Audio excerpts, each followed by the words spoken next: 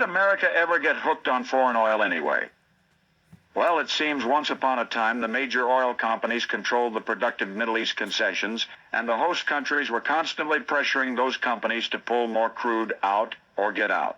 So, America became inundated with cheap foreign oil. Domestic production became more costly and was cut back. So, here we are. But what now? What you're about to hear sounds just in time. In April, a United States senator from Wyoming introduced a bill that would authorize the Bureau of Mines to spend $30 million to research techniques for manufacturing synthetic fuel. The goal was to start building plants where synthetic fuel could and would be produced. The Synthetic Liquid Fuels Act became law, passed the Senate unanimously and the House by a wide margin. The Bureau of Mines then sent 9 representatives to Germany on an urgent research mission that would turn the technical oil mission into a success. Now, this was before Saddam Hussein invaded Kuwait. Remember, the Bureau of Mines then acquired an Army surplus ammonia plant in Louisiana, Missouri, and started producing alternative fuels 300 barrels a day. This was something to replace oil. Oil industry spokespersons belittled the usefulness of the plant even for demonstration purposes. But the Bureau of Mines engineers stuck to their guns. They told the government that synthetic fuels, if only as a prototype, would be useful someday necessary.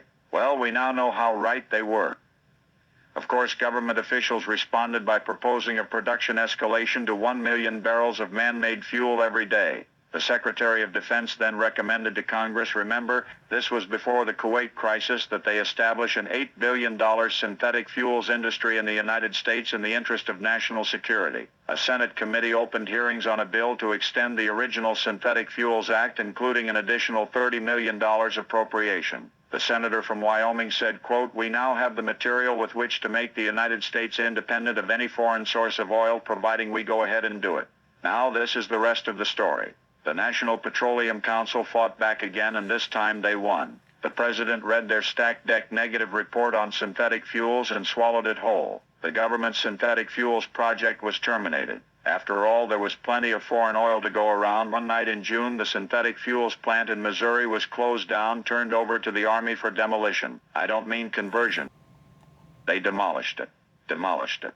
So here we are. Skeptics may assert that such an alternative fuels experiment begun as recently as April would have taken years to show measurable effect. But wait a minute. Senator O'Mahony's Synthetic Liquid Fuels Act became law in April of 1944. It was President Eisenhower who dumped the project, closed the synthetic fuels plant, and had it demolished in June of 1953. Now let's read once more Senator O'Mahony's words. "We now have the material with which to make the United States independent of any foreign source of oil, providing we go ahead and do it." He said that in 1953. Now you know the rest of the story.